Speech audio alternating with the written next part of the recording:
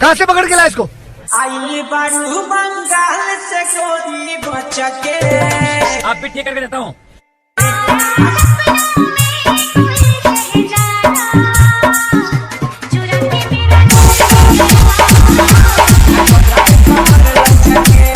अरे जब भी ऊपर चढ़ता बंद क्यों कर देते हो? ये ढीले, जरा डीजल डाल।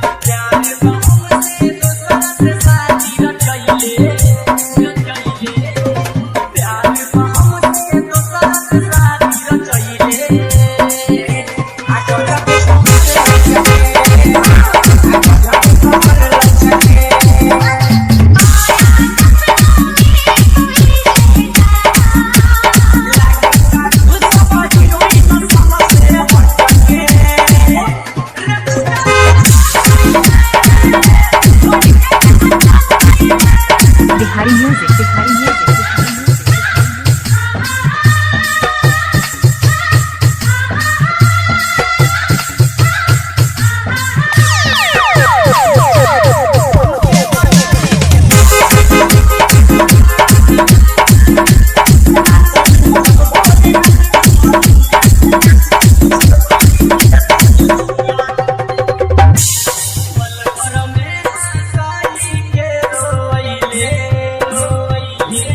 वो दुल्हन बनकर रुखसत हो गई। वाह वाह वाह वाह वाह। वो दुल्हन बनकर रुखसत हो गई। वाह वाह वाह।